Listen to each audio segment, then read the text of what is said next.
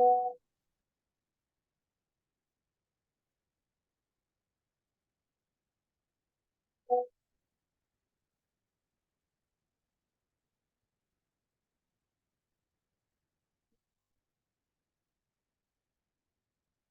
right, so I'll share my screen.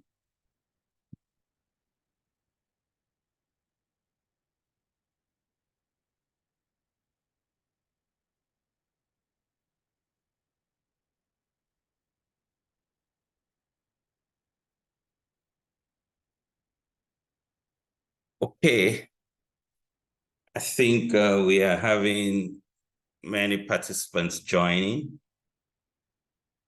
We'll just give it 1 or 2 more minutes before we just start.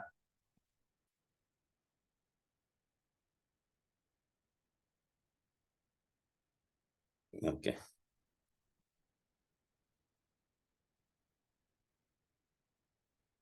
All right, so good afternoon, ladies and gentlemen. Welcome to the AcuBio webinar on the role of CD4 testing in the management and care of advanced HIV disease. I know we have a lot of countries on this call spread across West and Central Africa. You're all welcome. I will pass on the introductions to Dr. Toure, who will take us through who are the presenters in this meeting. But just to highlight, this is the agenda for the event. And Dr. Toure, you can take over from here. Thank you, Okofo. Bonjour à tous. Merci de vous être connectés pour participer à ce webinaire qui a pour objectif justement de parler de l'intérêt de tester les CD4 dans la prise en charge des états avancés du VIH-Sida.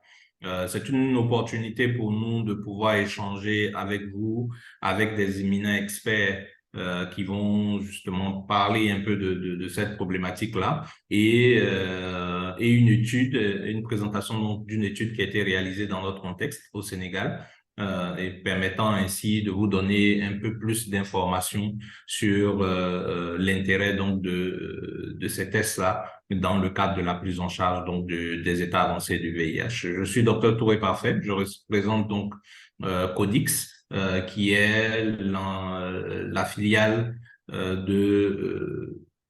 la filiale qui travaille donc sur la promotion des tests CD4 Visitech, donc en Afrique francophone. Dans ce call, vous aurez Monsieur Pofo, qui est responsable de AcuBio, l'entité qui a produit Visitech à l'échelle donc mondiale et qui est basée au Nigeria, qui parle anglais et donc qui ne pourra s'exprimer qu'en anglais. Vous aurez également, s'il arrive à se connecter, le professeur Ondo Ochek, qui donnera l'information donc qui parlera du rôle du test CD4 dans la prise en charge des états avancés de la maladie au Sénégal. Nous avons dans le call également le professeur André Nwele de CEDRES en Côte d'Ivoire qui donnera l'approche en Côte d'Ivoire de l'utilisation de ces tests-là et de l'intérêt que ces tests représentent dans la prise en charge. Et par la suite, vous aurez donc le docteur Moussa Sarr qui pourra échanger avec vous sur les résultats d'une étude qui a été réalisée au Sénégal par l'IRSF sur justement l'utilisation de CD4.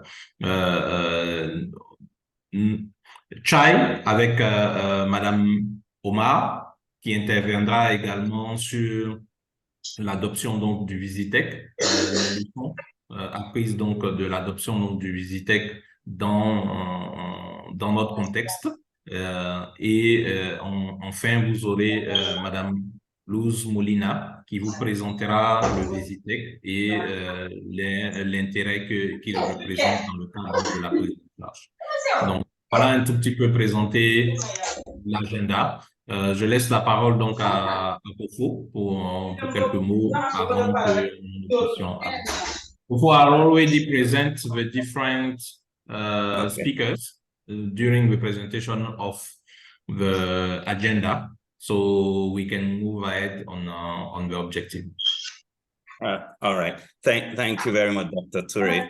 So I don't know if we already have Professor Ndo on the call yet, but I think we can go straight to Professor Andre from CEDRS in Senegal to share his presentation.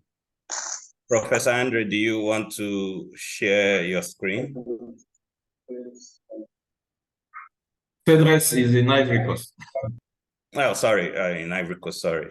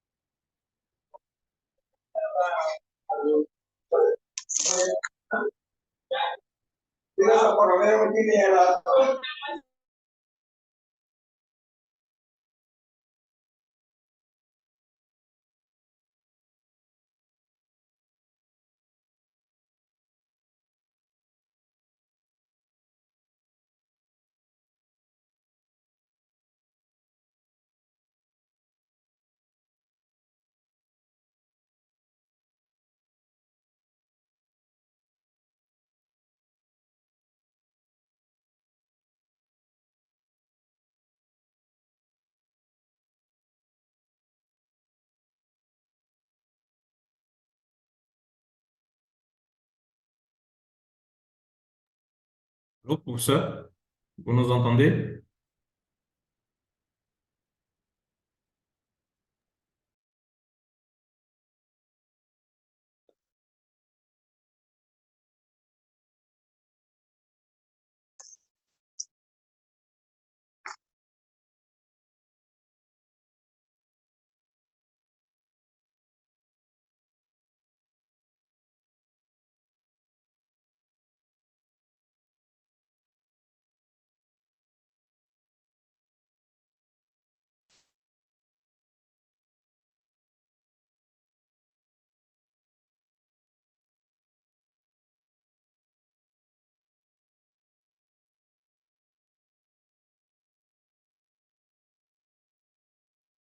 Professor Andre, can you hear us?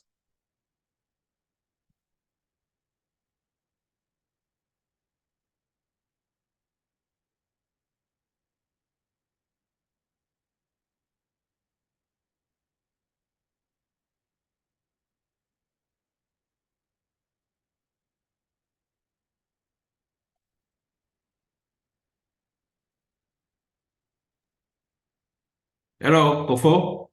I will try to share the presentation of Professor Andre and he will do the communication.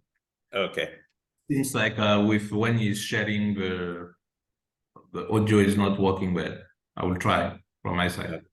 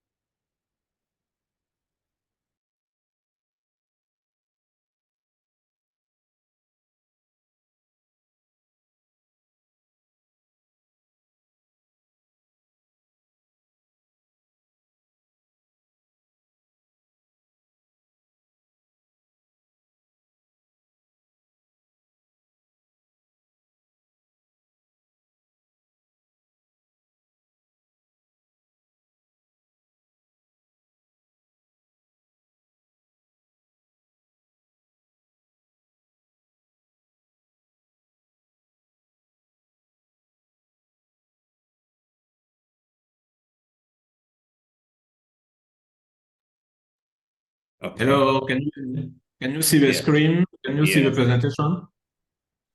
Yes.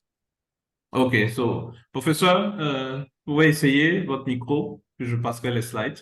Yeah.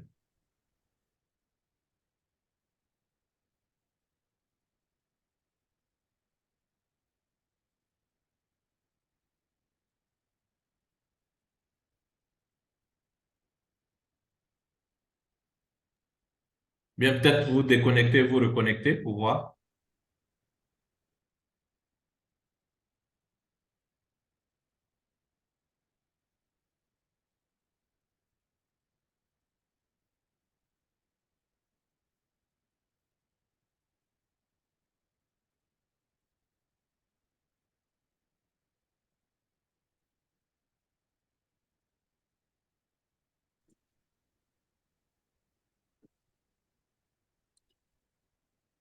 Allô, vous m'entendez maintenant ici? Oui, Oui, nous on pouvons vous entend entendre. maintenant. Super. Voilà. Oui, d'accord. Bon, désolé, je ne peux pas utiliser mon ordinateur, je vais utiliser mon téléphone. Parfait, je vais te demander de passer les diapos. Ça va être un peu délicat, mais bon, désolé. Alors, avant de commencer, je voudrais remercier les organisateurs de ce webinaire pour cette belle initiative.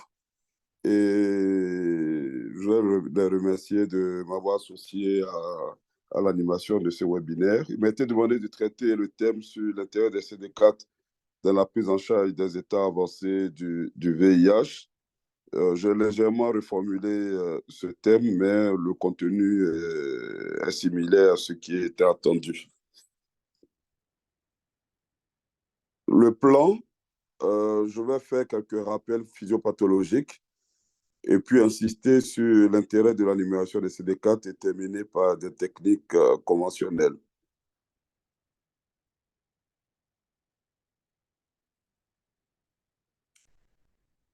Alors, si on parle de CD4 aujourd'hui, c'est vraiment à cause de ce virus pour qui les lymphocytes T4, prochaine diapo, les lymphocytes T4 et les monocytes macrophages sont des cibles privilégiées, puisque ces cellules possèdent à leur surface le marqueur CD4. Alors, lorsqu'on connaît le rôle de ces cellules dans la réponse immunitaire, les monocytes qui sont des cellules présentatrices de l'antigène, qui sont des cellules phagocytaires, et les lymphocytes T4 qui sont les vrais régulateurs de la réponse immunitaire, qui vont impulser et booster l'action des autres acteurs de l'immunité. On comprend que lorsque ces cellules sont affectées, le système immunitaire va décliner. Prochaine diapo. Alors ici, c'est un rappel du cycle de réplication du VIH. C'est un cycle classique de virus enveloppe et qui va, je ne vais pas décrire le cycle, je pense qu'on le connaît tous, ce n'est pas l'objet de la présentation, mais pour montrer que le VIH, comme d'autres antivirus, va rester pendant un certain temps dans l'organisme, même à l'état silencieux. Même chez quelqu'un qui a une charge virale supprimée, on retrouve toujours le VIH. Prochaine diapo. Alors, l'action délétère du VIH va être réalisée par deux mécanismes. Un effet cytopathique sur la cellule infectée qui va aboutir à sa destruction, mais aussi l'effet des protéines du VIH comme NEF qui vont perturber le système immunitaire. Les conséquences, c'est que lorsqu'on aura l'effet cytopathique, la cellule va être éclatée, donc on aura une déplétion lymphocytaire avec l'évolution de la maladie. Mais on aura aussi des anomalies qualitatives qui malheureusement ne sont pas toujours évaluées. Et ce que j'aime dire souvent, c'est que quelqu'un qui a le VIH, qui a 400 CD4 et quelqu'un qui ne l'a pas, qui a 400 CD4, ce n'est pas toujours la même force d'action, puisqu'il y a des anomalies qualitatives au niveau des lymphocytes T4 des sujets infectés. Prochaine diapo. Alors, ce cycle de l'évolution de l'infection à VIH que nous connaissons tous, différents marqueurs ici apparaissent, mais je vais préférer la prochaine diapo qui, voilà, qui se limite au taux de CD4 et à la charge virale. Et comme on sait, dans la phase asymptomatique, on aurait un pic de charge virale. Dans la phase de primo-infection, pardon, un pic de la charge virale du virus. Et puis, dans la phase de latence ou la phase asymptomatique, grâce à l'action des cellules de l'immunité, notamment lymphocyte T4 et lymphocyte T8, le système immunitaire va maîtriser l'infection. Mais les actions délétères que j'ai présentées tout à l'heure, se faisant progressivement au fil du temps, on va avoir une diminution du taux de CD4 et une augmentation de la charge virale. Alors, lorsqu'on met en place un traitement antirétroviral, c'est pour freiner cette déclinaison progressive des CD4, d'où l'intérêt de pouvoir les évaluer, même si aujourd'hui, la charge virale semble être le principal indicateur pour de suivi, indicateur de performance surtout des systèmes pour la suppression de la charge virale 6 mois après le début du traitement. Mais au niveau individuel, le taux de CD4, leur numération est toujours d'actualité. Prochaine diapo. Prochaine diapo, c'était pour introduire le deuxième point concernant l'intérêt. Alors, dans la prise en charge du VIH, 3 piliers. Après le dépistage à droite, on va avoir donc le traitement antirétroviral à gauche, et puis on aura des marqueurs de suivi. Et en dehors des marqueurs de toxicité des médicaments, notamment au niveau de la biochimie, les marqueurs de suivi qui ont été utilisés depuis l'apparition du VIH et depuis la mise en route des instruments pour pouvoir mesurer ces marqueurs, c'est le taux de CD4 et la charge virale. Prochaine diapo. Alors, différentes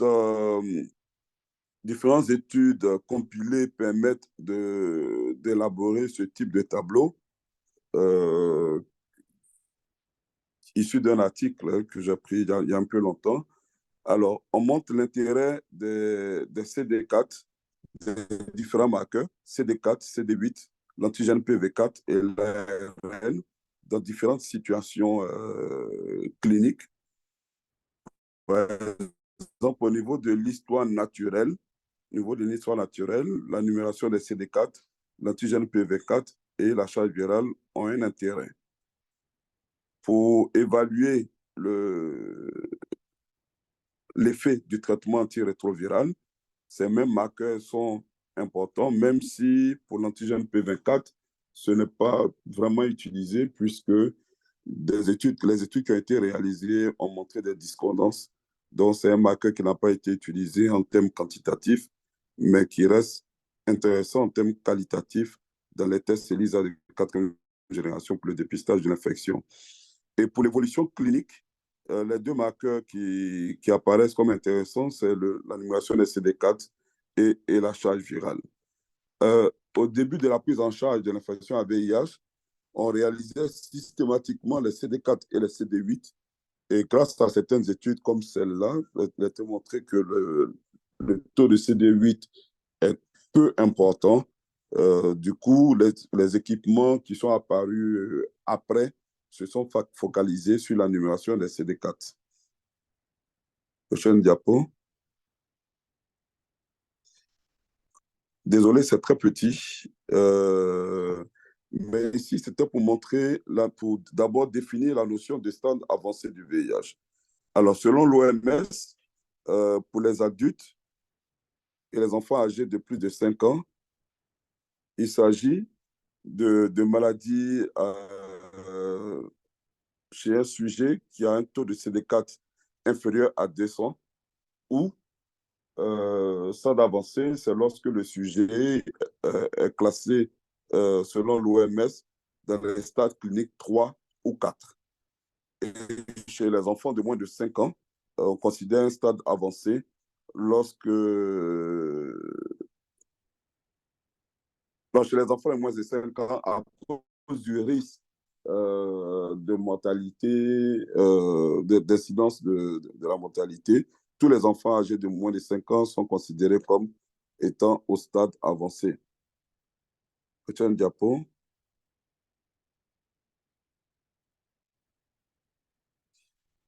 Alors, au stade avancé du VIH, on peut avoir certaines situations qui sont appelées des dissociations immunovirologiques qui vont apparaître chez des sujets qui vont avoir une charge virale supprimée, mais avec un taux de CD4 qui reste faible. En fait, lorsque la charge virale est réduite, est diminuée par le traitement antirétroviral, le nombre de cellules atteintes diminuant, la restauration hématopoïétique devrait contribuer à avoir un taux de CD4 élevé. Par contre, chez certains sujets, il a été montré que le taux de CD4 reste toujours faible. Et les facteurs associés à cela sont l'âge, le sexe, le stade OMS tardif, le taux initial de CD4 inférieur à 100 et des co-infections comme la tuberculose, l'hépatite virale B. Prochaine diapo.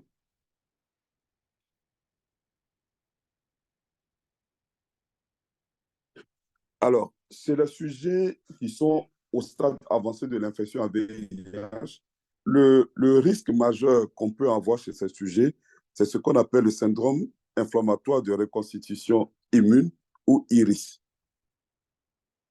Donc, c'est un ensemble de symptomatologies attribuées à une réponse immunitaire excessive.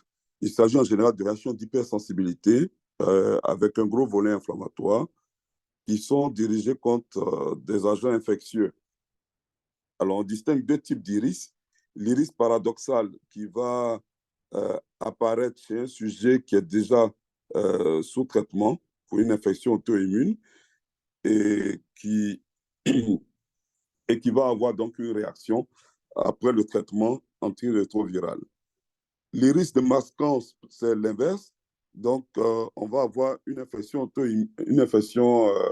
opportuniste, pardon, pas auto-immune, une infection opportuniste infraclinique, mais qui va flamber après la mise sous traitement antirétroviral, puisque l'objectif du traitement antirétroviral, c'est de restaurer l'immunité. Et cette restauration de l'immunité va faire que, de façon désordonnée, donc dans les situations d'hypersensibilité, l'organisme va réagir de façon excessive contre des agents infectieux. En général, il s'agit de tuberculose. Prochaine diapo. Pardon. Alors, les hypothèses physiopathologiques qui sont impliquées dans l'apparition de l'iris, c'est une réaction explosive de l'immunité cellulaire, donc avec les lymphocytes Th1, un orage cytokinique, un peu comme on le voit dans certains cas avec la COVID, un déficit dans le contrôle de la réponse inflammatoire, une immunité innée qui est bien assise, surtout dans notre contexte africain, et puis il était associé des polymorphismes HLA, c'est-à-dire que certains HLA semblent être en faveur d'apparition de l'iris. Prochaine diapo. Alors, en dehors des facteurs de risque que j'ai cités tout à l'heure, il y a lorsqu'on est en stade avancé de l'infection à VIH, donc plus le taux de CD4 est bas, plus on a des risques d'avoir un iris. C'est pour cela qu'il paraît important d'évaluer le taux de CD4, même si on fait le test et traité. Et dans les recommandations au niveau de la Côte d'Ivoire, il n'est pas interdit de faire l'annumération des CD4, mais il est demandé de ne pas attendre le résultat de l'annumération de CD4 pour pouvoir initier le traitement. Donc, en pratique, on initie le traitement lorsque le patient est dépisté dans les 72 heures et on va faire l'annumération des CD4 et en fonction du taux de CD4, on va adapter la prise en charge. Donc, d'autres facteurs de risque sont les infections opportunistes disséminées, l'introduction précoce des ARV après le début du traitement d'une infection opportuniste. Et puis, dans certaines situations, on a des réponses immunovirologiques fortes, c'est-à-dire que les antirétroviraux vont freiner brusquement la charge virale. Donc, la restauration immune sera aussi brusque. Et donc, on va voir apparaître les risques. Prochaine diapo. Alors, je vais terminer par les techniques conventionnelles de numération des CD4. Oui. Ça, on peut passer. C'est pour montrer que pendant longtemps et jusqu'à aujourd'hui, on utilise des techniques qui utilisent la cytométrie de flux, donc qui va permettre de détecter des informations sur les caractéristiques de la cellule, notamment au niveau de la taille, au niveau de la complexité intracellulaire, mais aussi par l'usage des anticorps monoclonaux, pouvoir marquer ces cellules avec des anticorps spécifiques des marqueurs qu'on recherche, notamment les CD4, afin de pouvoir avoir le taux de CD4. Prochaine diapo. Alors, le Dynabis, c'est une technique manuelle qui a existé à un certain temps. On a eu l'occasion, avec les collègues de Dakar, de faire une évaluation ici du Burkina. Et c'est une technique manuelle et qui n'est pas adaptée à des laboratoires qui peuvent avoir plus d'une dizaine, voire une vingtaine de demandes de numération de CD4, ce qui fait que dans plusieurs pays, en tout cas en Côte d'Ivoire, on ne l'a pas adopté comme technique. Parce qu'à l'époque, lorsqu'on devait faire le passage à échelle de la prise en charge, les sites identifiés avaient pas mal de malades, donc on s'est rendu compte qu'avec la Dynabis, ça allait être très difficile. Prochaine diapo. Donc, on s'est orienté vers les cytomètres. Je défile ici certains, notamment le SciFlow, oui. Prochaine diapo. C'est juste pour montrer les cytomètres. Hein. Le PIMA, qui est beaucoup utilisé actuellement. Le Fast Presto. Donc, les deux cytomètres qui sont les plus utilisés actuellement dans notre contexte, c'est le PIMA de Alere et le Fast Presto de BD. Oui. Le Fast Count, il a tendance dans notre contexte à être retiré parce que les contrats de maintenance sont lourds et ça, c'est important. Lorsqu'on utilise des équipements pour faire l'animation des CD4, les contrats de maintenance sont exorbitants. Et ce qui fait qu'en l'absence de maintenance, les appareils, les équipements ne peuvent pas durer longtemps et du coup, on ne peut plus faire l'animation CD4. Actuellement, en Côte d'Ivoire, quasiment toutes les structures qui ont le fast count sont en cessation de pouvoir faire l'animation des CD4 par défaut de maintenance. Prochaine diapo. Et puis, dans les laboratoires de niveau 3, les laboratoires des centres hospitaliers universitaires et certains centres hospitaliers régionaux, on peut utiliser des équipements plus évolués, comme le Fast Calibre, même si aujourd'hui, il envoie des disparitions. Et puis, le prochaine diapo. Voilà, le FC 500. Mais il y a le Fast Canto aussi, qui sont... Mais ces équipements, ces gros équipements, la maintenance annuelle aux alentours de 3 à 5 millions de francs CFA, ce qui est pour un budget de laboratoire très élevé. Prochaine diapo. Alors, je vais terminer par ça, par une diapo reçue d'un collègue du Canada. Donc, il dit qu'il y a plusieurs façons de se rendre d'un point A à un point B. Par exemple, lorsqu'on fait faire la numération des CD4, on peut, les illustrations n'apparaissent pas, désolé. Donc, on peut utiliser la Ferrari. La Ferrari, c'est vraiment le Fast Calibre, le Fast Canto, etc., etc. On peut utiliser la moto. C'est notamment aujourd'hui dans notre contexte avec le Presto, le Fast Presto et le Pima. Mais on peut aussi utiliser le vélo. Même on peut aller à pied, notamment en utilisant le Dynabis aujourd'hui en utilisant des tests rapides comme celui qui va nous être présenté. L'essentiel, c'est de pouvoir joindre le point A et le point B, vu que la numération des CD4 n'est pas une urgence pour la prise en charge, mais elle est importante pour pouvoir adapter la prise en charge, mais surtout éviter l'apparition d'un iris. Merci. Donc, je pense que ça devrait être la dernière diapo, prochaine diapo. Voilà. Merci pour votre attention. Thank you very much, Professor. I think before we go further, I want to just quickly make some announcements just for everybody's knowledge. On this webinar today, we have 11 countries participating. We have Senegal, Cote d'Ivoire, Mali, Guinea, Cameroon, Niger, Chad, Burkina Faso, Togo, Benin, and Gabon. And also we have partners from different parts of these countries also participating. We have in Mali, our partner ASL Mali. We have Burkina Faso TM Diffusion. In Guinea, our partner Labonet Guinea. In Gabon, Levi Medic, also participating in Benin.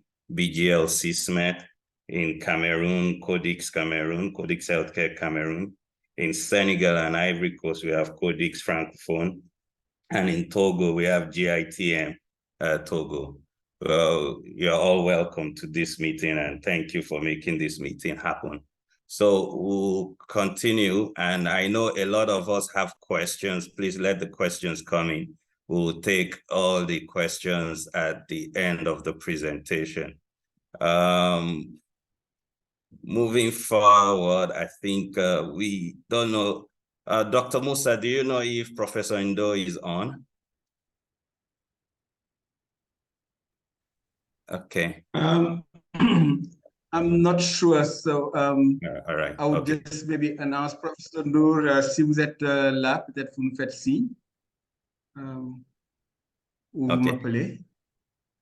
All right. Voilà. So, otherwise we can keep going. Yes, we'll just move on with your presentation then. So we'll take the presentation from IRSF in Senegal.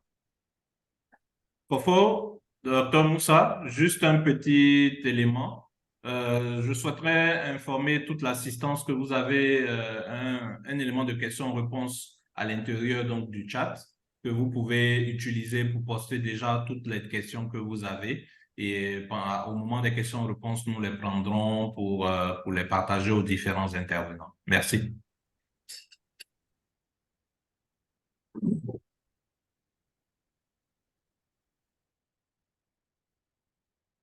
Donc, merci Kofo, merci à tous pour votre participation. Donc, aujourd'hui, nous allons partager l'expérience du Sénégal dans l'utilisation du Visitech CD4 Advanced HIV Disease. Donc, c'est un test qui permet de faire un assessment du niveau de CD4 en dessus et en deçà de 200. Prochaine diapo. Next slide. Donc, l'étude a été faite au niveau de l'IRSF, c'est l'Institut de recherche en santé, de surveillance épidémiologique et de formation, qui est basé à Dakar. On a une équipe multidisciplinaire et d'experts qui ont travaillé longtemps dans les domaines de l'immunité et qui ont l'expérience dans l'assessment de nouveaux tests et de nouveaux devices. On a un laboratoire moderne qui est l'accréditation ISO 15189+, de l'Agence de la santé publique du Canada, juste pour dire que sur le plan qualité, on peut dire que cet assessment a été fait avec la plus haute rigueur. On a plusieurs unités techniques, dont l'unité d'immunologie et de diagnostic de routine, avec le directeur technique Alassane Diaw, qui est actuellement aussi connecté ici, et son équipe, et qui pourront intervenir aussi au besoin.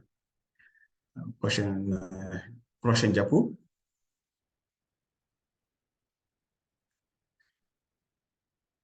Next slide.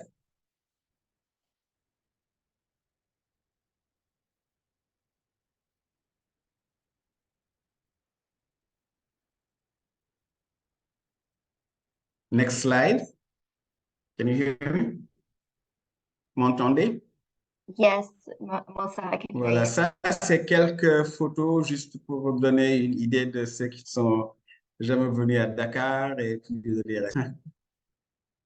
OK. Donc, ce diapo est juste pour montrer que les cas avancés de VIH est un problème qui persiste. En gros, à peu près 38% des patients VIH positifs commencent leur traitement antirétroviraux avec une infection VIH avancée. Juste pour dire que le fait de pouvoir détecter ce stade pour ajuster le traitement est quelque chose qui est important dans la prise en charge des patients. Diapo.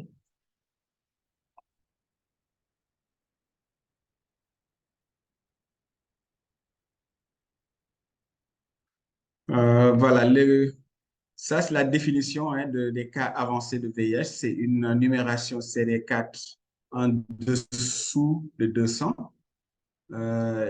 Ou avoir un stade clinique OMS à 3 ou 4. Rappelant aussi que tous les enfants qui sont de moins de 5 ans, qui sont VIH positifs, sont considérés comme ayant une maladie avancée. Dans le cadre, par exemple, de surveillance qu'on a fait au Sénégal, on a, par exemple, vu que 35% des personnes séropositives qui commencent leur traitement antiviraux avaient une infection à VIH à un stade avancé. Ça, c'était en 2019. Donc, ce qui est très proche des 38% qu'on a montré tout à l'heure au niveau mondial. Donc, juste encore pour montrer que c'est quelque chose qui est important. Voilà, le CD4 est donc pour dire que le CD4 est toujours important à prendre en compte. Il est bien important donc de clairement définir le rôle du CD4 dans le continuum des soins des patients liés au VIH, qui sont infectés au VIH. Le CD4 est toujours important dans le continuum de la prise en charge de ces patients. Dépistage a un rôle important pour pouvoir identifier le stade clinique des patients, car ce stade clinique permet d'ajuster le traitement et même les pronostics des patients, surtout l'opportunité de diagnostiquer et de traiter les infections opportunistes. Donc, dans de nombreux cas, le système et les capacités qui peuvent permettre d'obtenir les résultats aussi des charges virales qui sont aussi importantes dans le traitement et la prise en charge sont des défis. Parfois, c'est que dans nos systèmes, les charges virales, parfois, c'est un défi. Parfois, ça peut nous revenir 6 mois après, alors que pratiquement, ce n'est plus aussi relevant que cela. Il y a aussi le coût de ces charges virales qui peuvent aussi être un défi pour nos systèmes. Next slide.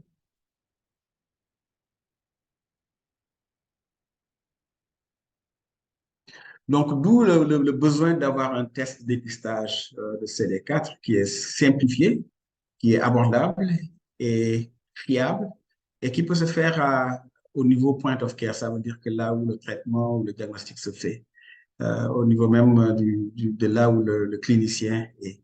Le test CD4 avec des instruments tels que le FACSCamp et le PIMA ne sont plus disponibles dans la plupart de nos pays. Et je pense que la présentation qui a été faite tout à l'heure a aussi même identifié tous les défis qu'ils ont dans l'entretien et le coût d'avoir ces matériels, ces instruments dans nos pays. Le Visitech CD4 Advanced HIV Disease Lateral Flow Assay est un test qui fournit un résultat visuellement interprété avec des niveaux de moins ou de plus de 200 cellules CD4 par millimètre cube. Ce qui permet au moins d'orienter le clinicien par rapport à savoir est-ce que c'est un cas avancé ou non, surtout si les patients n'ont pas de diagnostic, ne sont pas en stade 3 ou 4 d'infection opportuniste. Pardon. Donc, les études antérieures ont montré une sensibilité excellente à 95% et une spécificité à 82%.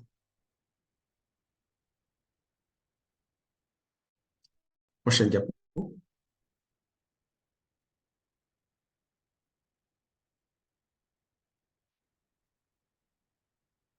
Donc, ça, c'est un visuel de Visitech et de ce que ça ressemble et des différents instruments qui sont nécessaires. Donc, pourquoi cette étude du Visitech et même des cas avancés importants pour l'Afrique de l'Ouest? C'est surtout parce que la plupart des études menées à ce jour sont menées en Afrique australe et en Afrique orientale, l'Afrique de l'Est, et en Afrique du Sud, et dans la corne de l'Afrique, si on peut dire. Et qu'on a des sous-types qui ne sont pas toujours identiques à ce qu'on voit dans ces autres régions de l'Afrique. Ce qui fait qu'avoir aussi une étude qui est faite dans le contexte de l'Afrique occidentale est aussi important pour nous. Next slide.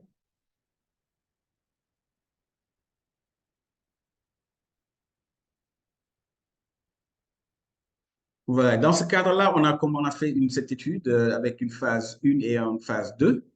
Dans cette présentation, on va beaucoup plus se focaliser sur les résultats qu'on a eus durant la phase 1. Durant cette phase 1, nous avons évalué la performance, la sensibilité et la spécificité du Visitech par rapport comparé aux tests cytométriques en flux BDF-AXCOUNT. Dans la deuxième phase, on a piloté un paquet de soins de patients de cas avancés de VIH. Soit ils ont des CD4 en dessous de 200, soit ils sont à un stade clinique 3 et 4. On s'est rendu compte que dans la plupart dans ce cadre-là, bon, on va revenir un peu plus là-dessus, les tests de CD4 ne sont pas disponibles dans la plupart des cas et que le Visitech a été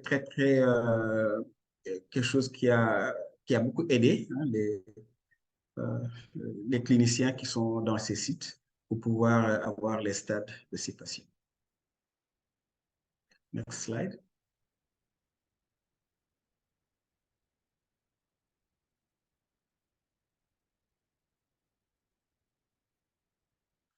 Dans la première phase qui a été menée à Dakar, on a eu 237 patients qui ont été recrutés à l'Institut d'hygiène sociale, mais aussi au centre de santé de Keur-Massar et de Rufisque. Dans la deuxième phase, nous avons recruté environ 214 participants venant des centres de santé de Ziguinchor, de Bignona et de Oussouye.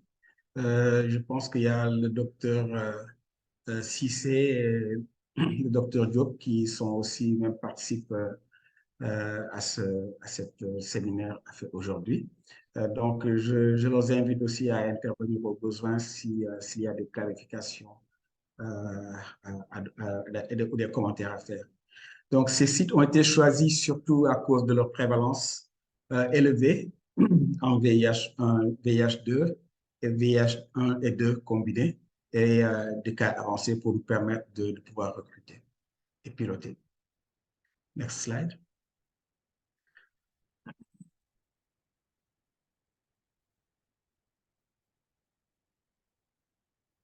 Donc, pour la phase 1, les critères d'inclusion étaient de signer un consentement éclairé avant toute évaluation et être âgé de plus de 18 ans, bien sûr, être aussi VIH positif. Pour la deuxième phase, c'était aussi la même chose, donner son consentement à participer, avoir 18 ans ou plus, et avoir une infection à VIH avancée, qui était soit avoir un taux de CD4 en dessous de 200 par le visiteur ou par le FaxCount. Et bien, comme j'ai dit, dans la plupart des sites, il n'y avait que le visiteur qui était disponible. Ou avoir un événement, être à un stade clé, avoir des infections opportunistes qui permettent d'être à un stade 3 ou 4 de l'OMS. On a aussi ajouté ne pas pouvoir, on a plus aussi préféré avoir des patients qui n'avaient pas l'intention de déménager en dehors de la zone, vu qu'on a suivi les patients pendant 6 mois. Donc, les patients pour lesquels on ne pensait pas qu'on pouvait suivre pendant ces 6 mois, on ne les a pas recrutés. Next slide.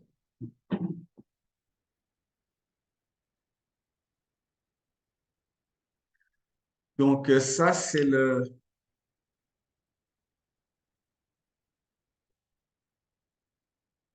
les résultats qu'on a eus en faisant une évaluation du Visitex CD-Count comparé au BD-FaxCount. Donc, on a vu que, par exemple, parmi 19 patients qui avaient des CD4 en dessous de 200, ils étaient correctement classifiés. Donc, on s'est retrouvé avec une sensibilité à 100% en fait, avec un intervalle de confiance à 95% allant de 82 à 100%. La spécificité aussi était à 93%, avec une confidence intervalle allant de 88 à 96%. Juste pour dire que vraiment, c'était une sensibilité et une spécificité qu'on peut même qualifier d'excellent à notre niveau, d'après notre assessment, notre évaluation au niveau du Sénégal. Donc, je fais une petite pause pour que les gens digèrent le slide avant d'aller au next ou prochain. Donc là, c'est ce qu'on a fait durant la phase 2. Dans la phase 2, on s'est surtout focalisé sur les patients, les nouveaux patients VIH ou ceux qui ont un échec thérapeutique, une interruption thérapeutique. Chez ces patients, on a fait une évaluation pour voir s'ils ont ça en stade 3 ou 4, les impressions opportunistes. Et puis, on a testé aussi avec le Visitec Advanced Disease. Dans le site de Ziguinchor, il y avait le FaxCount qui était disponible pendant un certain temps, puis après, c'est tombé en panne. Et comme ça a été souligné tout à l'heure, le coût de réparation et d'entretien était tellement excessif qu'en fin de compte, on a continué hein, sans le FaxCount. Au niveau des sites de Bignona et de Oussouye, il n'y avait tout simplement pas de FaxCount disponible. On a essayé de réparer, par exemple, le FaxCount qui était, je pense, à Oussouye, mais aussi on a eu des problèmes de coûts et même de techniciens disponibles pour pouvoir faire cela. Ce qui fait qu'en fin de compte, les cliniciens se sont beaucoup plus basés sur la disponibilité des visiteurs qui était vraiment la bienvenue pour pouvoir classifier les patients suivant les différents stades et savoir s'ils ont des cas avancés de VIH ou non. Donc, ceux qui ont eu des cas avancés de VIH ont reçu aussi des tests de TB-LAMP pour voir s'ils ont une tuberculose, surtout ceux qui ont eu des signes précurseurs de tuberculose, comme la fièvre, ou la perte de poids, ou sueur, etc. Donc, il y a certains signes qui sont presets, comme on dit en anglais, par le ministère pour pouvoir faire le screening des cas de tuberculose. On a aussi fait le test de la cryptococose dans les urines, qui a été fait systématiquement pour tous les patients. Et le traitement et la prise en charge ont dépendu selon le fait que ces tests-là sont positifs ou non. On ne veut pas aller plus loin par rapport à ça, mais ici, on voulait tout simplement ressortir l'importance du Visitec durant la prise en charge de ces patients et le fait que dans la plupart des cliniques où on a travaillé, les cliniciens se sont pratiquement basés sur le Visitech pour pouvoir classifier les patients. Prochain diapo.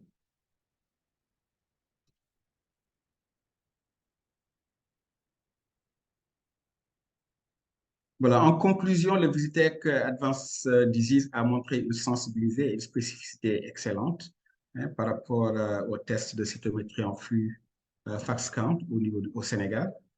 Donc, cela offre une alternative qui est vraiment prometteuse pour un dépistage et des tests décentralisés de CD4 dans nos contextes de ressources limitées, où l'accès aux tests de CD4, surtout que maintenant dans la plupart des programmes ne financent plus les tests de CD4 et l'entretien des machines peut avoir des coûts vraiment exorbitants.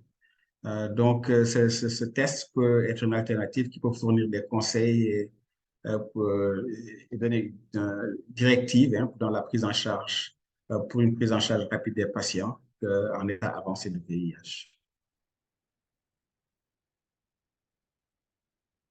Next slide.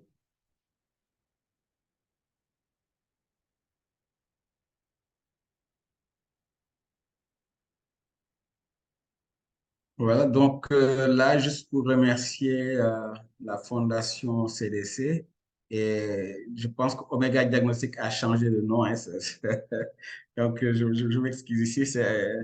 Donc, on va utiliser le nouveau nom. Je pense que c'est... Voilà, donc je vais laisser Kofo et Emma nous rappeler le nouveau nom. Donc, aussi un grand merci à tous les participants de l'étude et à tout le personnel des sites. Particulièrement aussi le gouvernement du Sénégal, le CNLS, la DLSI, avec lesquels on a eu à travailler ensemble.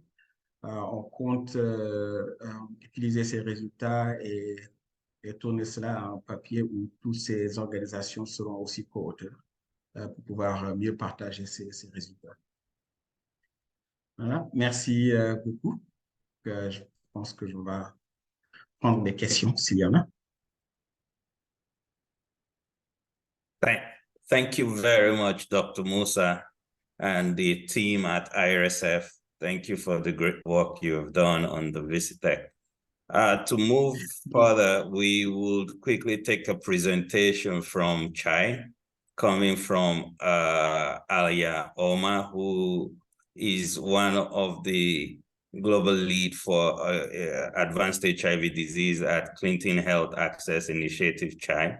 And she was key also in the implementation of the EMAV, which saw the adoption of Visitech across many countries. She will be sharing with us country experience in the adoption of Visitech. So Alia, over to you. Thanks a lot, Kofo. Good evening and morning, everybody. My name is Alia. As Kofo said, I am a manager in Chai's advanced HIV team. Apologies, I don't speak French, but we translated my slides and I'll be presenting in English. Iman, are you sharing screen for me? I can, yeah. Thanks.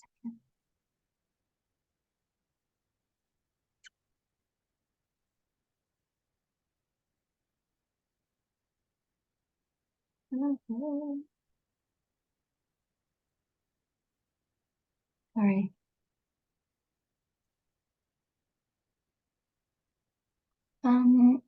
Seem to be, give me 1 second, I can't.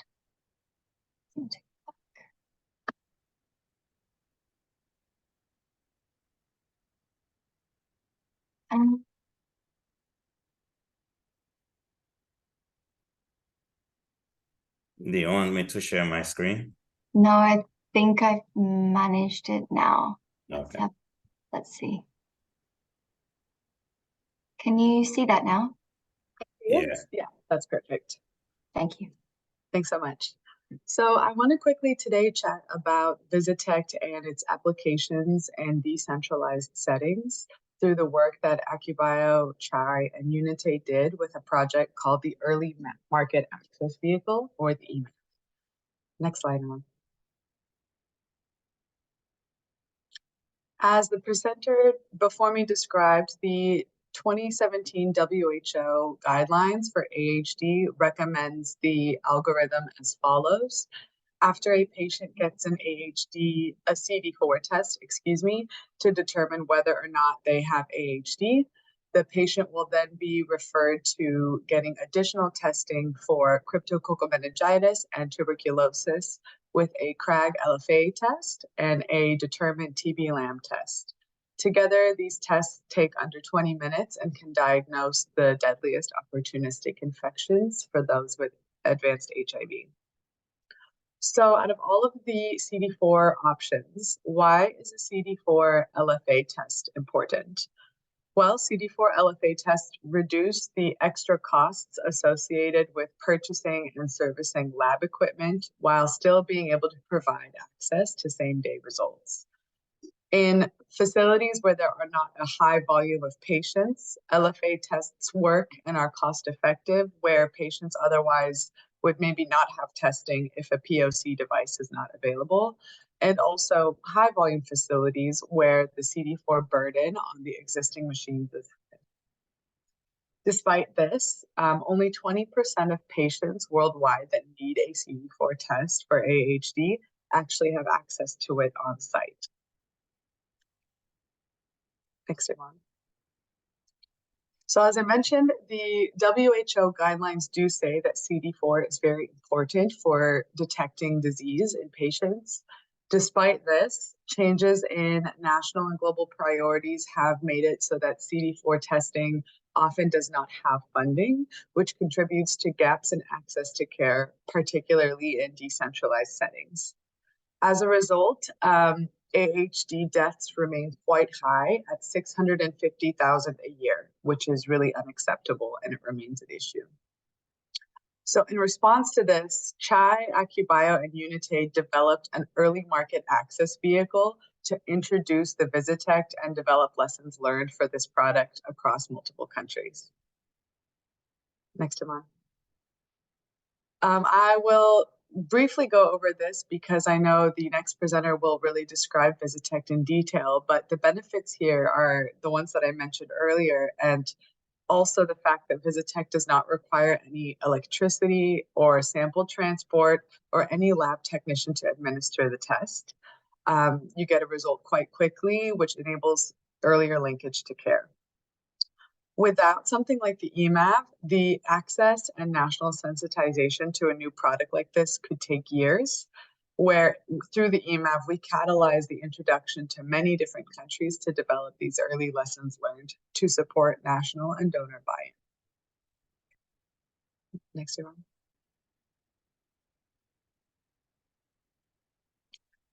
So as a result of the early market access vehicle, we had successful implementations through 11 implementing partners, 3 ministries of health across 13 countries. Between August of 2020 and December of 2022, when the EMAV ended, we had 940 facilities accessing Visitect, and we screened over 60,000 patients for AHD.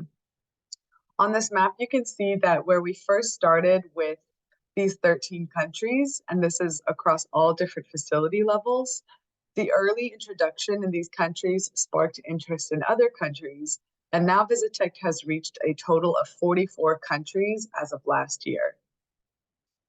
Even outside of the early market access vehicle, we have the test growing momentum in other countries as well, and all of these countries then shared lessons learned with their applications in country, which I want to go through now for the rest of the presentation.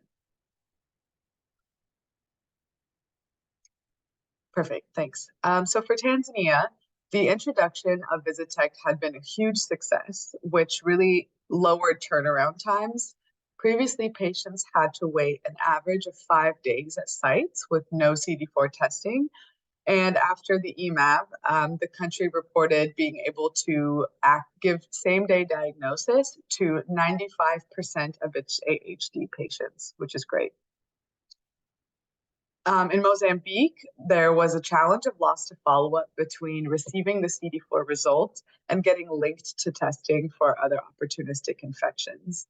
Some of these OI tests were only available at regional facilities. So in order to address this, the implementing partner, iTech, developed a solution where they put phone lines between the rural and regional facilities so that once a patient was diagnosed with AHD with Visitect in a rural facility, they could organize a call and a follow-up check-in at the regional facility on that same day. In Zimbabwe, there was quite a challenge with overburdened clinicians and with clinicians reporting that they really were overburdened with a lot of different tasks and staff attrition was high. With the rollout of EMAV, it was a possibility then to task shift the role of CD4 testing to other lay codders like microscopists, counselors, and lab technicians. By training trainers at a high level in partnership with AccuBio, we were able to then disseminate training on how to use Visitect across the entire country. One of the feedback pieces we got from this IP was that the task shifting of CD4 testing to non-clinical staff contributed to the successful identification of AHD clients and subsequent treatment. Next year, one more. One more example came from Uganda, where we had 4 implementing partners working, Baylor, IDI, MUWRP, and the Ministry of Health. Often, because of slow turnaround times, a patient would have to get CD4 testing, leave, and then return to get additional results. But through the work of these 4 implementing partners, we were able to decentralize CD4 testing across facilities, which enabled a total of 285 implementing partner facilities and 227 MOH facilities to take part in accessing Visitect. We also got testimony from one patient who said, after being frustrated with having to visit the health facility 2 times to receive my CD4 results, I stopped keeping my appointments until a healthcare worker followed up with me. I was astonished when the clinician told me that I do not have to wait for days to receive a CD4 result. Fortunately, I was able to hear my diagnosis in less than an hour. This excited me, and I pledged to always keep my appointments. So really great to see how a solution like this can impact patient experience in a positive way. Next one.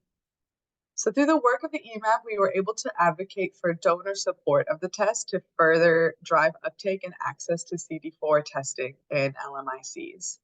At the time of the closure of the EMAV, the Visitect was included in PEPFAR COP22. It's now also in COP23, with even more countries that have now committed access to Visitect.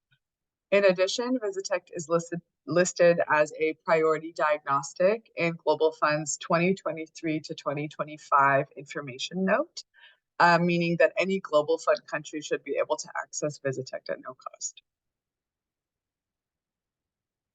Thanks very much for your time. Thank you, Alia. That was a very quick one. Thank you for your insights. I'm seeing the questions coming in. I think we should keep the questions coming. We'll have enough time to respond to those questions. We'll take a quick presentation from Luz Molina, who is the application specialist for AccuBio. She'll be talking briefly about the Visitect CD4 advanced disease, and then we'll take the questions. Luz, over to you. Thank you, Kofo. Bonjour tout le monde. Je suis Luz Molina. Je suis le formateur de le produit pour AccuBio. Je parle un peu le français, mais mon français c'est un peu pas. Et je suis désolée que je vais faire des erreurs.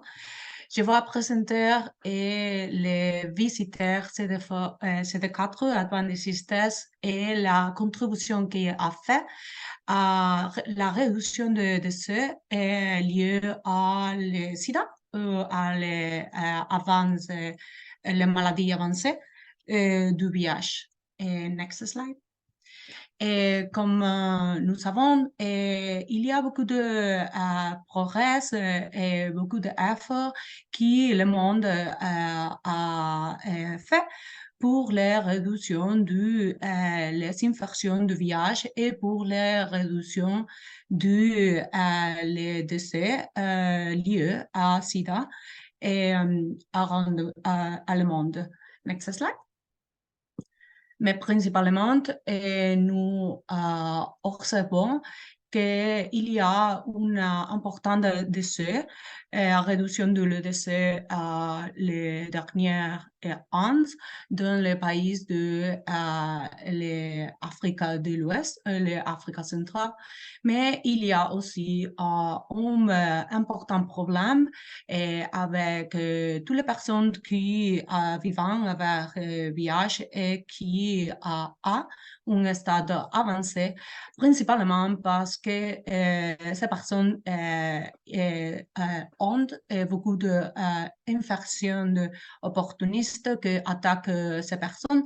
Et par exemple, la tuberculose est un problème qui attaque plus de 100 000 personnes, des personnes qui vivent avec le VIH. Et next slide. Il y a certaines lacunes qui persistent malgré des efforts et qui ont fait mondialement et maintenant.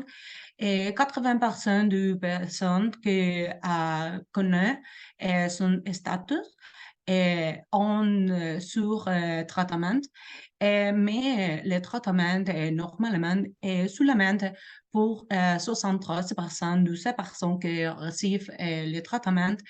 Il y a une suppression virale de le VIH. Next slide.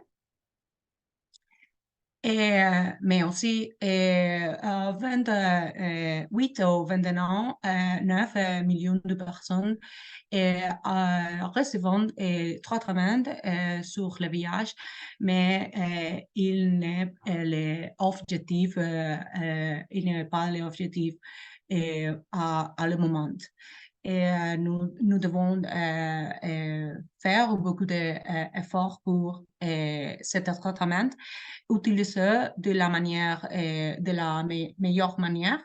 Et c'est pour ça que la détection de disease, de la maladie avancée, c'est plus important aussi. Next slide. Quelqu'un de problèmes que nous juste détectons pour le VIH et pour soutenir les traitements, c'est par exemple que à la première détection, à la première diagnostic de la personne avec VIH, on a 30 à 40% qui sont diagnostiqués avec VIH, ils ont un stade avancé de VIH.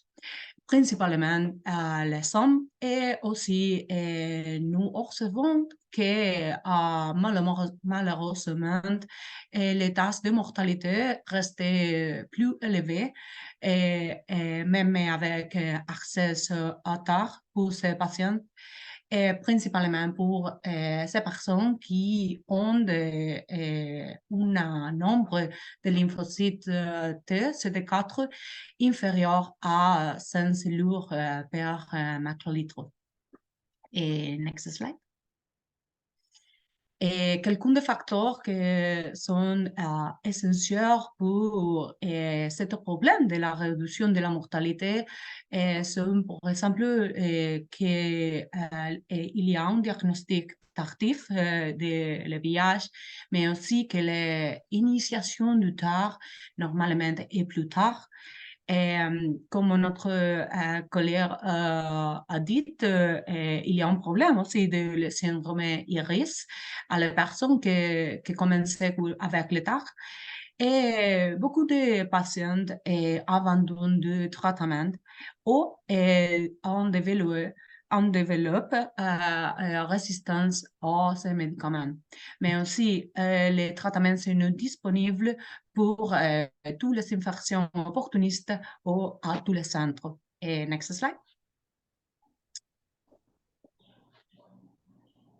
Et next slide, Ima. Je pense que la présentation s'arrête et je vais continuer. Et les tests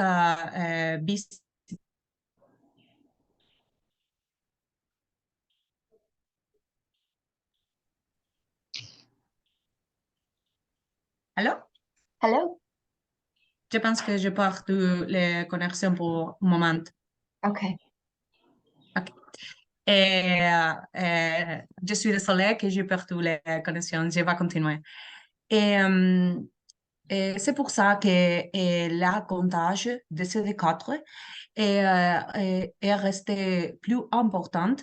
Visiter CD4 advanced est considéré comme une mesure pour la gestion de la maladie avancée.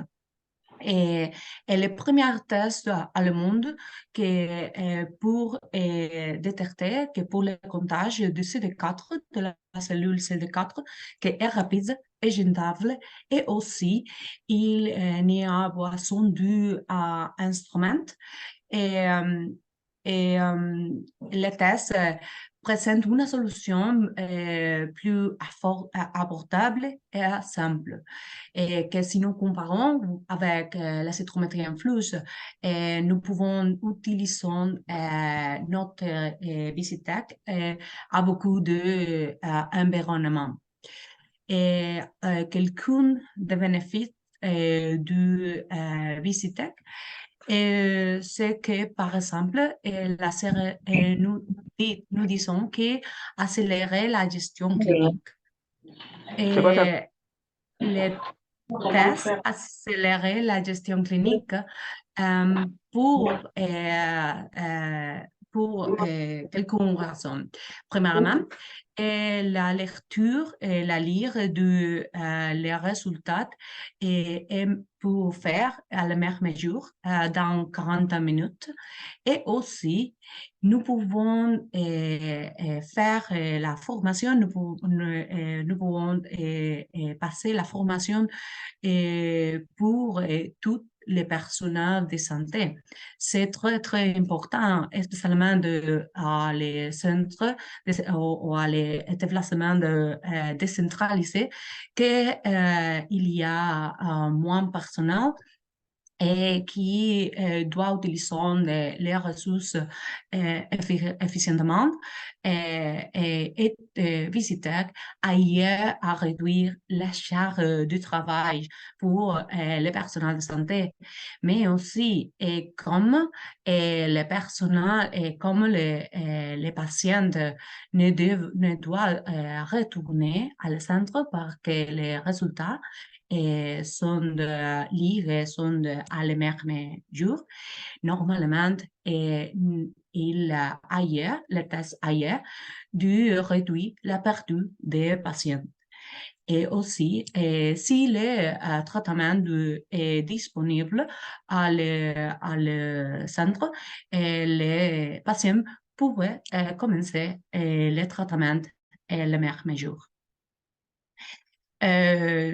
Aussi, VisiTech réduit les coûts principalement parce qu'il n'y a pas besoin d'équipement, il n'y a besoin de maintenance et aussi il n'y a pas besoin de transport de l'échantillon ou de congeler les tests.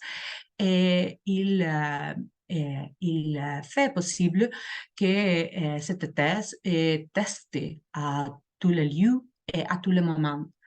Et c'est pour ça qu'en général, nous recevons qu'améliorer les résultats des patients et aussi beaucoup de patients à les centres que les tests sont disponibles et pour faire de l'autre examen pour les infections opportunistes et aussi à commencer le traitement pour ces patients à la meilleure mesure. Et next slide. Ici, les données de notre test, que si nous considérons notre test comme une solution abordable et disponible pour tout le monde, pour tous les centres, et une très bonne donnée. Et notre sensibilité est 89%, mais aussi nous avons d'autres études qui a meilleure sensibilité et spécificité. Et nous définons les sensibilités de notre test à la comparaison de la cytométrie en flux. Et la sensibilité est définie comme le pourcentage de patients correctement identifiés comme ayant une numération inférieure ou égale à 200 cellules CD4 per microlitre. Et si nous comparons avec l'énumération de cet échantillon à la cytométrie en flux, il a moins de 200 cellules per microlitre. Et la même chose pour la spécificité. La spécificité est le pourcentage de patients correctement identifiés comme ayant la numération supérieure à 200 cellules per CD4 per microlitre. Et quand nous comparons avec les cytométries en flux, cet échantillon a plus de 200 cellules per microlitre, cellules per microlitre. Et next slide. Et ici, l'étude indépendante, nous pouvons observer que la sensibilité, il est 94% ou 98 personnes pour l'échantillon capillaire et l'échantillon veineux. Nous avons deux types d'échantillons. Next slide. Visitec est soutenir pour beaucoup de donateurs et pour beaucoup de parties prenantes. Ici, voici, nous pouvons observer quelques rapports qui parlent avec les visiteurs et qui reçoivent le soutien de différents partenaires. Et next slide. Et maintenant, les visiteurs ont adopté pour plus de 40 pays et aussi plus de 3000 personnes de personnel de santé à utiliser notre test pour la détection de cellules CD4. Et nous avons reçu certaines marques comme la marque CE ou les préqualifications de l'Organisation mondiale de santé en septembre 2020. Next slide. Okay.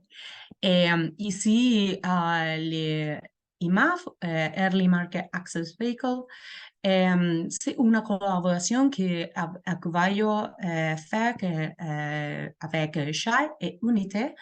Il a fini, mais cette collaboration a l'objectif de lancer Visitec Advanced Tests à certains pays à coût zéro. Et plus de 13 pays utilisé Visitech maintenant et plus de 200 000 tests ont été utilisés dans ce pays pour cette collaboration. Next slide. Et finalement, Akubayo a un engagement pour la formation et pour soutenir notre test. C'est pour ça que nous pouvons adapter notre formation à les besoins de chaque équipe. Et nous pouvons faire formation en ligne, en personne ou pour personnes qui sont natives. Et next slide. Aussi, nous avons beaucoup de matériel pour ces formations et pour soutenir les apprentissages sur les tests, sur les voyages. Et aussi, nous avons une équipe de soutien à produits qui peut arrière s'il y a un problème avec les Visitech, mais aussi, normalement, nous avons aussi reçu des distributeurs locaux qui sont formés et qui peuvent ailleurs aussi s'il y a un problème avec les Visitech. Et next slide. Et finalement, nous avons aussi les plateformes d'apprentissage qui est disponible en français, en anglais, portugais et espagnol pour apprendre sur les tests et pour utiliser en ligne, offline pour tout le monde qui facilite cette formation. Merci beaucoup pour votre temps et votre attention. Nous allons commencer les questions. Beaucoup de questions et il va se translate ou va se répondre pour notre collaborateur. Merci. Thank you, Luz. I think at this point we'll take some questions. I want to take this opportunity to thank all the presenters again, Professor Andre, Dr. Toure, Alia, and yourself. Dr. Toure, I think I'll hand over to you now to lead us in the questions session here. Yes. Okay. Thank you very much. Merci à tous pour le temps que vous nous accordez. Merci à nos différents intervenants, professeur André, Dr Moussa, Luz, Moulina. Je préfère utiliser Moulina, c'est plus simple. Et puis également à notre collègue donc de Chai qui a également permis de contribuer justement à partager des informations. On a un certain nombre de questions qui sont dans le chat et certaines questions qui sont venues également dans le volet questions-réponses. Donc, ce qu'on va faire, c'est que les questions se répètent plus ou moins en fonction donc des personnes. On va d'abord commencer par les questions dans le chat et on va essayer d'attribuer les questions aux personnes pour lesquelles la question correspond. Donc, déjà, je pense qu'il y a une question. La première question est adressée au professeur Nwele. Professeur, je ne sais pas si vous êtes toujours en ligne. Oui, je suis en ligne, oui. Voilà. Donc, il y a une question où je pense qu'il est pour vous. La personne demande pourquoi est-ce que vous n'utilisez plus le C-Flow compteur?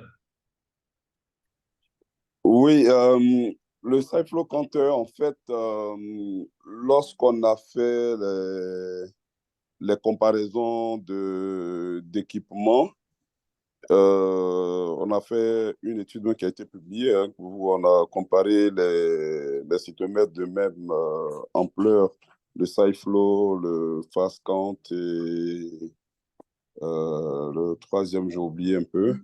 Et il s'est trouvé que sur le SciFlow, on avait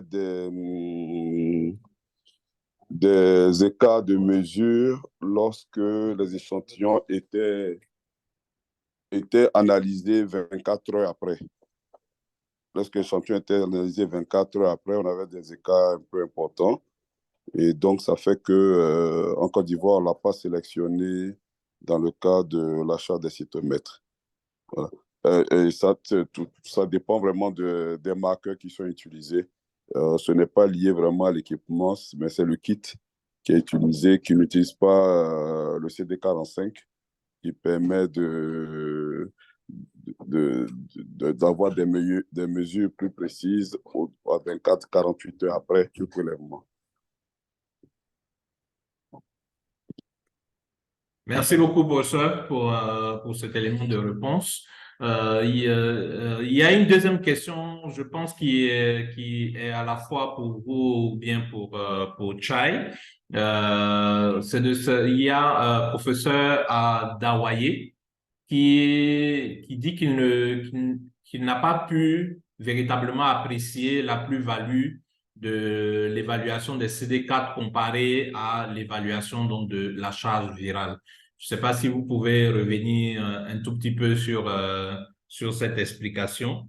Et je traduis également la question. Mrs. Omar, we have a question also. I think this question can be also for you. Professor Adawaye asking to get the add value we have to evaluate CD4 compared to the virus charge in the evaluation of the patient. So I will let first Professor Andre comment, and after Mrs. Omar, if you want to comment also. Prof?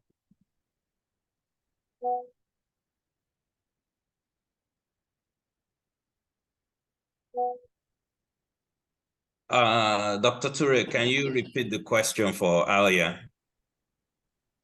Okay, the question was, Professor Adawaye asked to get more detail about why to use. He want to get insights from using the account of CD4 compared to the account of the virus in the body. Okay. What is the add value by using the account of CD4? So let me try to answer that. Maybe Prof will also come in.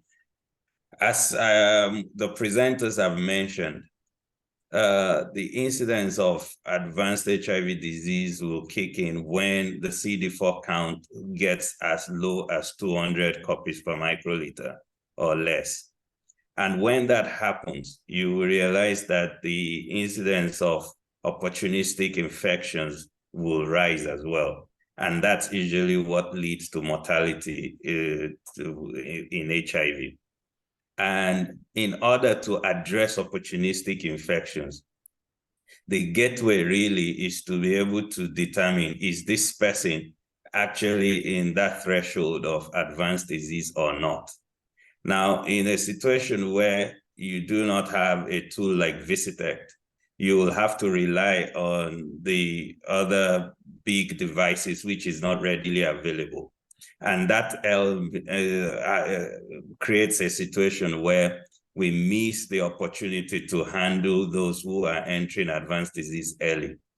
There are also so many cases where people are not adhering to treatment, or they've missed treatment and they are just coming to care. You just don't want to continue treatment without knowing what is their status. And that is why CD4 will always be an important component of caring for people living with HIV, especially in advanced HIV disease. Okay, thank you, Kofo, for this question. I don't know if Professor Adawaye is still on the call. Allô? Allô? Oui, Oui, professeur André. oui. Non, par rapport à la question, je partage ce qui a été dit par le collègue. Mais en fait, c'est les courbes d'évolution de la physiopathologie qui sont présentées. En fait, ce ne sont pas des courbes individuelles, ce sont des courbes d'évolution moyenne. Il s'avère que chez certains sujets, tout ne se passe pas aussi beau qu'on le présente. Souvent parce qu'on met un traitement antirétroviral que la charge virale chute automatiquement ou que le taux de CD4 est immédiatement restauré. Donc, il y a des individus chez qui on peut avoir ce qu'on appelle la dissociation immunovirologique. On peut avoir le taux de CD4 qui va baisser, la charge virale qui va baisser, mais le taux de CD4 ne va pas augmenter de façon très importante parce que dans la présentation tout à l'heure, j'ai parlé aussi des anomalies qualitatives. Donc, les CDK sont certes affectés au niveau de la quantité, mais aussi il y a des anomalies qualitatives. Ce qui fait que c'est important, comme a dit le collègue, d'évaluer le taux de CD4, même si la personne est même si la personne est sous traitement, même si la personne bénéficie d'une charge virale, l'évaluation du taux de CD4, qui est le reflet du pool immunitaire de la personne, du patient, est toujours importante et d'actualité, en dehors de son grand intérêt pour éviter les syndromes de restauration immunitaire. Merci beaucoup, professeur, pour ces compléments donc de réponse. Je poursuis donc avec les questions qui sont dans le chat. J'ai une question pour Molina. Il y a une question concernant le Visitech. Quelle est après l'ouverture du kit de Visitech, combien de temps est-ce que on va dire le produit reste efficace? Et le test reste plutôt utilisable, en fait. Voilà, c'est la question.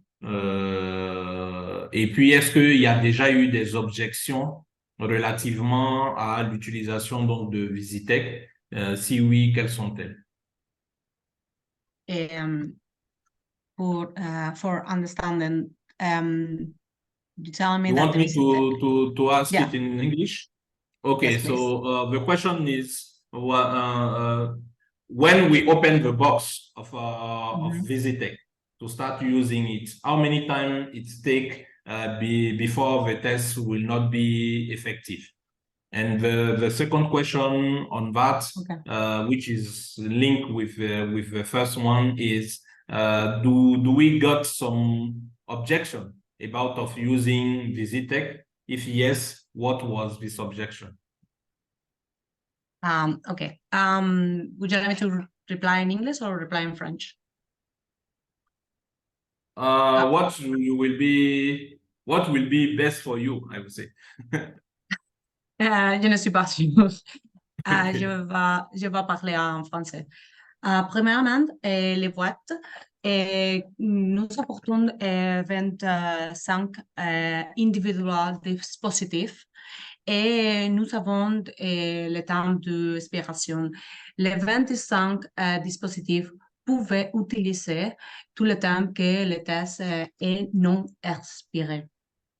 Et pour les observations de notre test, cet test est pour quelqu'une de limitation. Par exemple, il pouvait utiliser seulement pour les personnes qui a plus de 5 ans.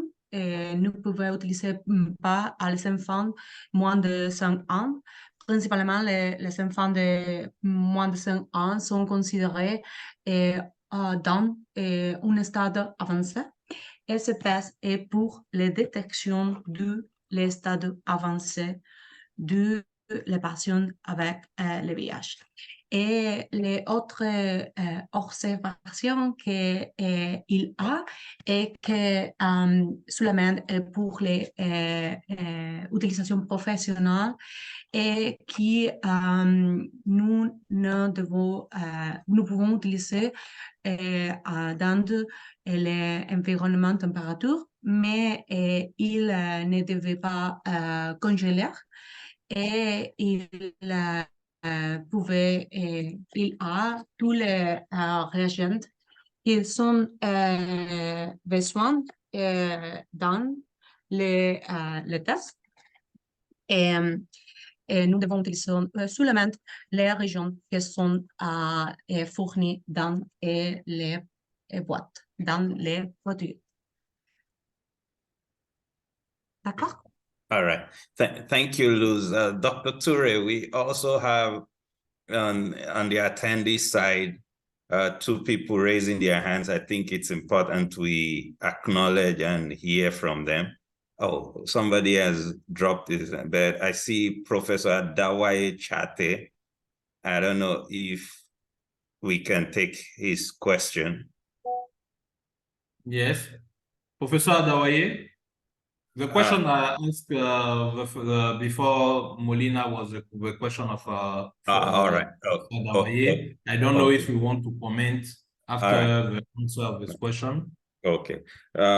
Also, I think we have somebody who had experienced the use of the kit, Mamadou. I think it would be good for him to quickly share in a few words what his experience has been in using the Visitec. Mamadou, are you on?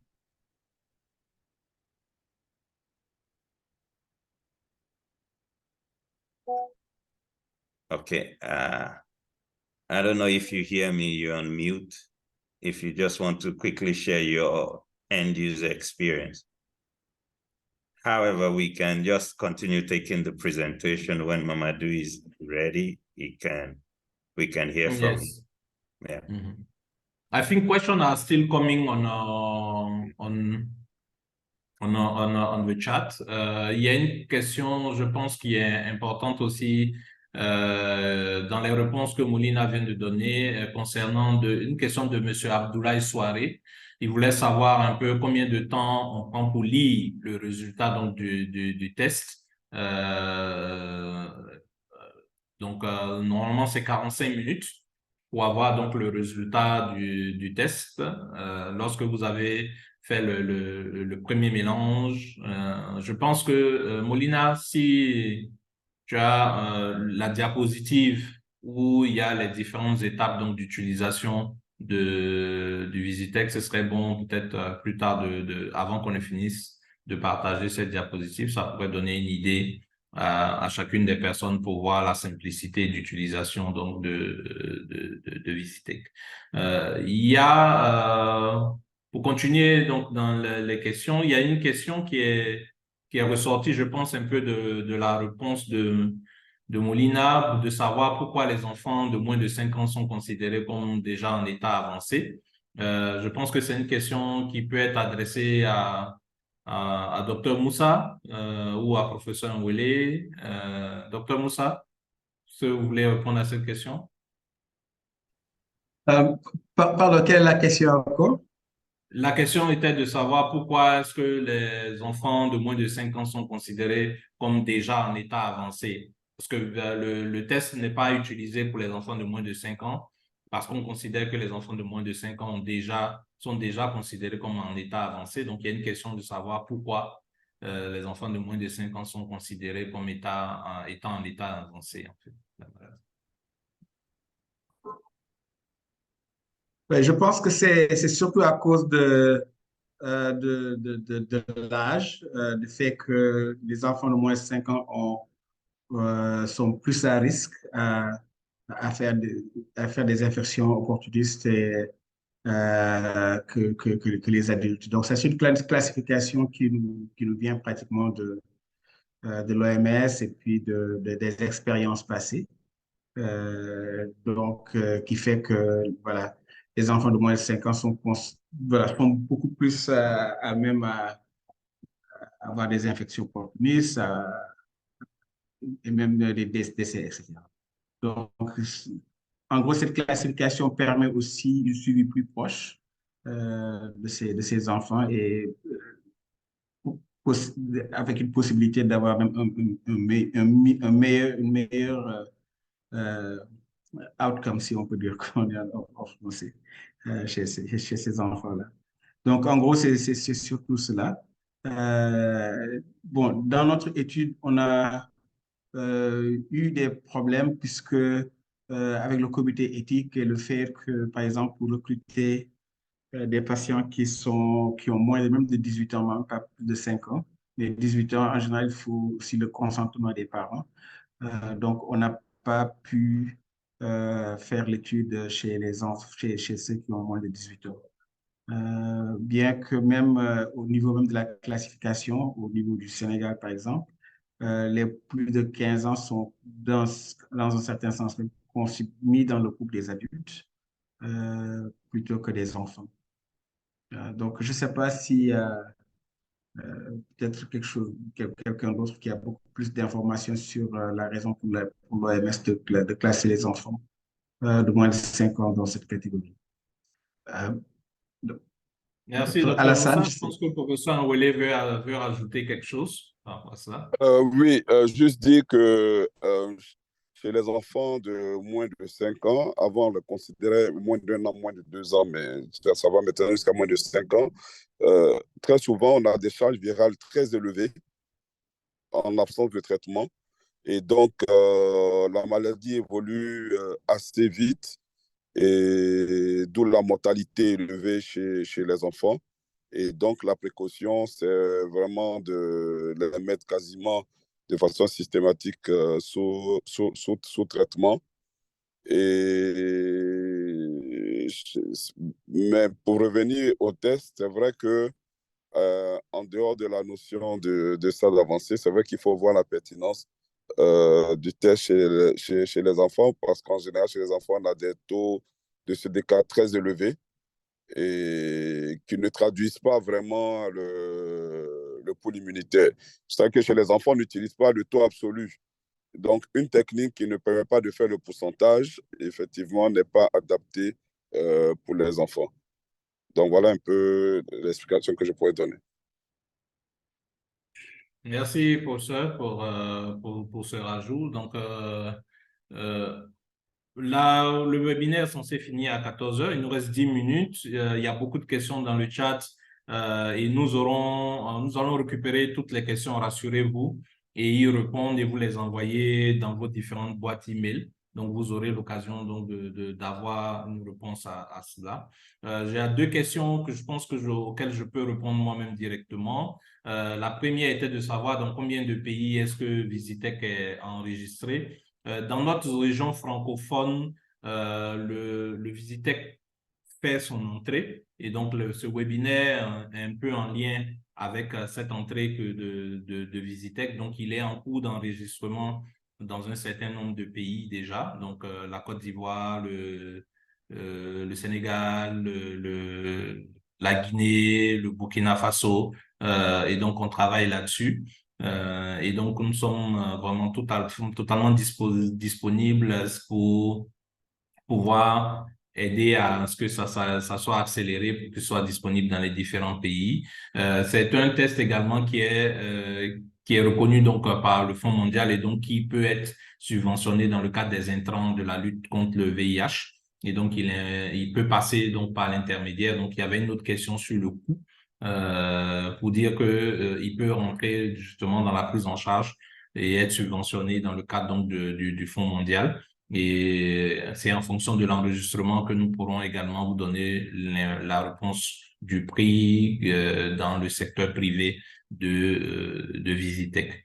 Donc voilà aussi un élément d'information que je voulais apporter concernant ces 2 questions qui sont venues.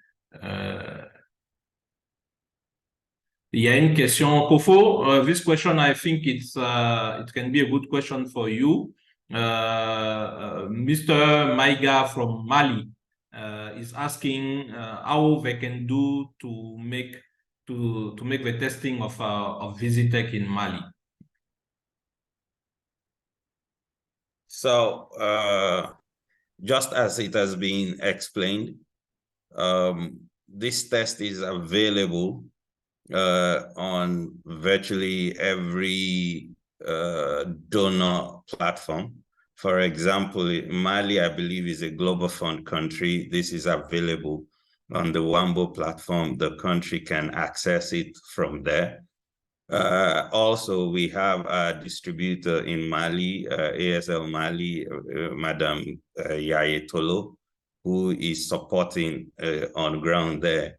You can always reach out directly to her, and she will be able to support the country to have access to it. So I don't know if that answers the question. Yeah.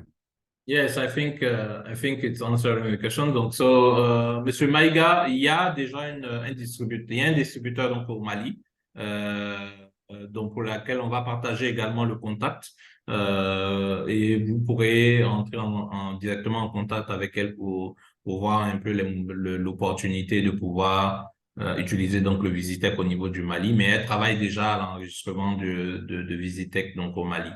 Voilà. Donc, pour dire que de manière virtuelle, vous avez le produit qui est plus ou moins disponible déjà ou accessible. Voilà, je préfère utiliser le terme accessible donc dans ce pays-là. J'ai une autre question qui est, je pense, à la fois pour Kofo et puis pour Molina. The question is, the technology used by Visitech, is it the first one? The only one which exists to make the contage of CD4? Is it something which is an innovation, unique innovation from Akubayo, or is it something which exists somewhere? So I think I would like Iman to talk more about this, because she also saw the development of Visitech. However, just to quickly say, this is the only available lateral flow assay for CD4 that is available in the world. This is the only WHO pre-qualified lateral flow assay for CD4 that is available at the moment. And Iman, maybe you want to respond to that. Sure, thank you. Thanks for everyone for joining and asking really relevant questions about flow cytometry and Visitech CD4 advanced disease. We've been developing this product and we're so excited to have it in the market and offer it to the Francophone region of Africa, because there's nothing like it on the market. As Kofi mentioned, we're the only test that it's unique. It's WHO pre-qualified. We've done a number of studies that show its use as compared to flow cytometry. And I think the key thing is that it's very easy to use. There's just 3 steps. You can use either capillary blood or a finger prick sample, or you can use an EDTA blood sample that's been collected from the patient and test and get the result within 40 minutes. And this is live. As you heard from Dr. Alia Omar earlier, we were talking about the responses that we're hearing from the healthcare workers, and really it is a game changer coming into the area of CD4 testing. It's just as important, and if not more important than HIV viral load testing, as we talked about earlier on this seminar. What's the difference? And I think it's really important to understand that in order to identify a patient living with advanced HIV disease, the only way that we can accurately do this is by testing the CD4 levels in a patient. Okay, so this is a really easy use test. It's got very easy instructions, but also the disposal is fantastic. You can, obviously you just use your normal disposal habits. There's no special chemicals used in the product. And so I think there's a lot of key things, especially focusing on the fact There is no ongoing maintenance. The test cost is, at around the $4 USD mark, so much cheaper. And then, of course, as we've been hearing, that a lot of the flow cytometry tests on the market nowadays are being discontinued. So this is really the only test that is existing for rapid lateral flow diagnostics for CD4. Thanks, Kofu. Thank you, Emma. Dr. Toure.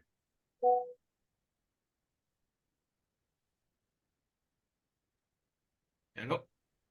Yes, thank you. Okay, Kofo, we are almost 4 minutes before end of the webinar. I think we can give opportunity to our speakers to give words and remarks before the end of the webinar. If I may, there were a couple more hands up. I think maybe, I'm not sure if Dr. Alassane, did you want to say something? Hello, vous m'entendez? Yes, we can hear you. Merci beaucoup, merci. Je pense que c'était juste tout à l'heure là, quand on a interpellé Moussa sur les enfants et également sur notre expérience par rapport au Visitech au niveau du laboratoire. Donc, je remercie tous ceux qui ont eu à présenter. C'était vraiment de belles présentations qui nous a retourné un peu en arrière là sur les CD4. Donc, pour les enfants, ce que professeur Wolé et Moussa ont dit, c'est exactement ça. Hein. Les enfants de moins de 5 ans sont considérés souvent comme étant à risque du VIH, principalement à cause, en raison de leur vulnérabilité et également de leur immaturité sur le plan immunitaire. Donc, le système immunitaire, souvent des enfants, n'est pas aussi développé que effectivement celui des adultes, ce qui les rend plus sensibles aux infections, donc y compris pour le VIH. De plus, comme vous le savez bien, si la mère est infectée, il y a des risques de transmission pendant la grossesse, l'accouchement et l'allaitement. Donc, c'est pour ça que vraiment, les enfants de moins de 5 ans sont considérés à risque. Par rapport à notre expérience réellement par rapport au Visitech, nous l'avons utilisé et il y a quelqu'un qui a posé la question pour savoir comment est-ce que ça donne les valeurs absolues, comment on a fait pour comparer avec le Pakistan. Ça ne donne pas les valeurs absolues, c'est des bandes. Il y a une bande de contrôle et la bande de test. Et il faut faire la comparaison pour voir si c'est en deçà ou au-delà de 350. Et ceci est important parce que dans le cas du traitement ARV, il est important de connaître vraiment l'état immunitaire de l'individu globalement. Et également pour dans la mise sous traitement, bien que ce ne soit pas vraiment une exigence maintenant, mais c'est important de connaître l'état immunitaire de l'individu à mettre sous traitement et également de surveiller l'efficacité du traitement. Et ce test-là nous permet également de le faire, mais aussi d'évaluer les risques d'infection opportunistes, surtout ça. Parce que quand le taux est inférieur à 200, souvent on parle de risque d'infection opportuniste. Donc, ça permet également d'évaluer vraiment la nécessité de la prophylaxie contre les infections opportunistes. Donc, vraiment, c'est un test très facile d'utilisation, mais il faudrait quand même changer un peu les mentalités, de plus raisonner en termes de valeur absolue, mais peut-être raisonner en termes de seuil de décision clinique. Et je pense que ça, c'est vraiment important. Voilà ce que je voulais rajouter par rapport à ces 2 points, notamment sur les enfants et sur notre propre expérience par rapport à ce test. Merci beaucoup. Thank you very much, Dr. Alassane. I think our time is fast spent. What we'll do is we'll capture all the questions and send the response to everyone so that everyone can have answers to all the questions. And if there are more questions, we'll share our emails, our contacts, so that you can reach out directly to us. we want to take this opportunity to really thank everyone for attending this meeting. All our speakers, Professor Andre, Dr. Musa, for all the planning. Thank you so much. All the team at IRSF, we say a very big thank you to you. Dr. Toure of Codex Francophone, Senegal and Ivory Coast, you've been very instrumental to making these a huge success. All our partners also in Mali, in Burkina Faso, in Guinea, in everywhere, Gabon, Benin, Cameroon, Togo. I really say a very big thank you to you for rallying the stakeholders around to be part of this meeting. The discussion will continue at each country level. We'll be stimulating that discussion going forward, but we, on behalf of Akubio and all of us at Akubio, we say a very big thank you to you. We'll be sharing the information in this meeting with all the participants. So expect to hear from us in the few days coming. Thank you and have a lovely day. Bye, everyone. Dr. Toure, do you want to say some few words? Non, juste remercier encore Professeur Ngwele, Mrs. Omar, Mrs. Molina, Mrs. Eman also, which help everybody to get more information about of Visitech and the innovation that's coming in with that. Donc, merci encore à tous. Et nous sommes disponibles. Au niveau de la Côte d'Ivoire, je suis la Côte d'Ivoire et le Sénégal, je suis la personne référente. Mon mail est dans le groupe, mais on va le partager également à l'ensemble des personnes qui ont participé au webinaire. Et donc, à tout moment, si vous avez des questions, n'hésitez pas à revenir vers nous et nous serons vraiment ravis de vous répondre. Les réponses aussi aux questions seront en français, rassurez-vous. Pour ceux qui ont un peu de problème avec l'anglais.